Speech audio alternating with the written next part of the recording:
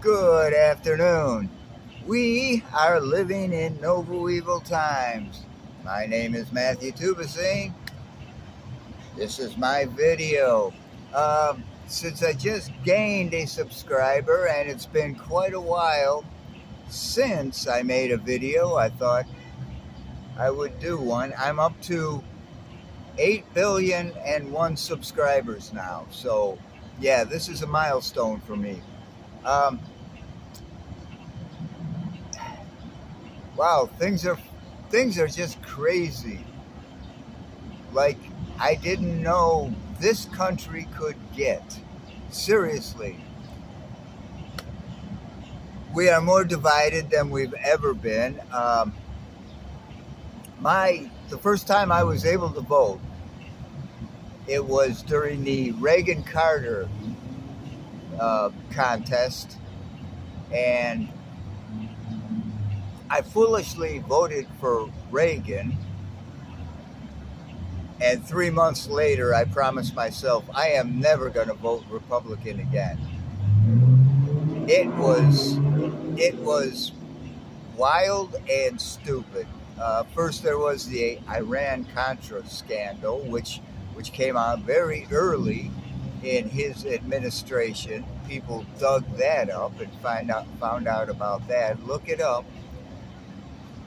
But I can't remember the exact circumstances. He went to Europe for a visit of, I guess, some heads of state, whatever. But while he was there, he, as I remember, he got sick and he was hospitalized. And Oliver North, he wasn't the vice president. He was a member of the administration. And he said, "I'm in charge now."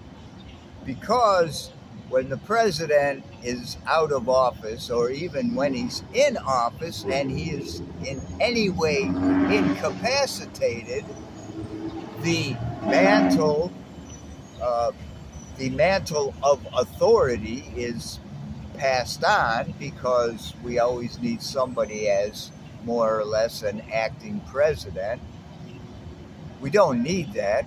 We think we need it, and that's the way the system's designed. But in any event, the Reagan administration, while overall turned out to be not as bad as it looked like it was going to be from the beginning, especially if you're a Democrat and you're against what Reagan stood for, which in retrospect, he screwed a lot of things up, and beyond Nixon decoupling the dollar from the gold standard, where production continued to rise, but the middle class took a big hit and wages just remained stagnant at that point. Beyond that, Reagan just made things worse. And that is a great deal of the position that we find ourselves in terms of the work environment for the average American. That's where it started.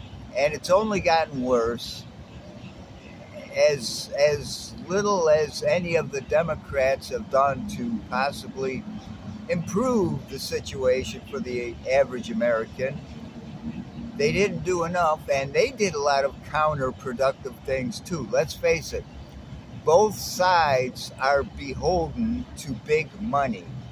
The elite in this country run things. That's all there is to it. We are not a democracy, we are a kleptocracy. And the thing is, money trickles upwards. There is this what do they call it? Where money trickles down. I can't remember the exact phrase for it now. Obviously, I didn't prepare for this. I just decided to make a video because I've got so many subscribers now. It's only fair to them that I keep them informed. But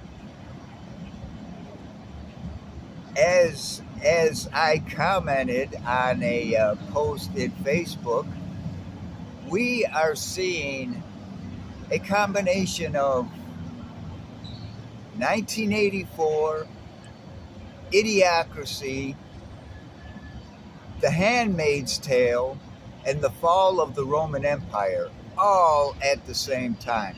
We we are definitely looking at SHTF. So, given that, I would say the best thing you can do to prepare. And in my situation, there's not a lot I can do in that respect in terms of garnering prep goods, food, tools, medical supplies, toilet paper. Um, Let me just tell you, I was in a much better position back in late 2019, early 2020. I had a shop, I had money, and given that I live in Florida, I decided, well, one of the things I could do with this excess money that I have is I could start to prep for hurricane season. I was not concerned about SHTF, uh, the zombie apocalypse. It wasn't anything crazy. Every year in Florida, we have hurricanes. Not statewide, mind you, but some portion of Florida gets hit by hurricanes every year. And as much as the government does not like preppers, in Florida, we are told how to prep for hurricanes every year. So that is part of the schizophrenia that we have living in this country. To a great extent, the government per se does not want people to be self-sufficient. They want people to rely. Everywhere you go in Miami, there's noise. You just can't get away from it. But yeah, they want us to rely on the government. They want us to feel that without government, we couldn't survive. We need them. And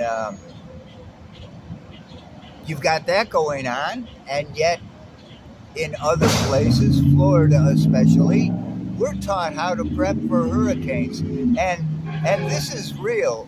When I was in Key West, I was in a program, and we had a meeting about what we would do if there was a program, because we had a whole bunch of people in there. We had about, I would say, around 50 people that would need to possibly evacuate, or at the very least hunker down, and just how we were going to deal with this. And one of the things they did during the meeting was they played a video of what it was like when Hurricane Charlie came through a few years ago, which devastated the Keys.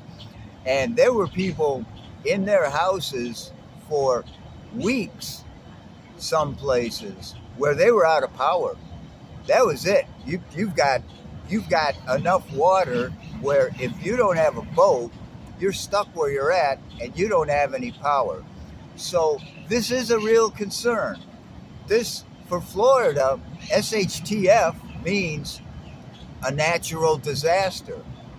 Forget the zombie apocalypse, forget civil war or a revolution or the government coming to take your guns or an EMP or any of that stuff.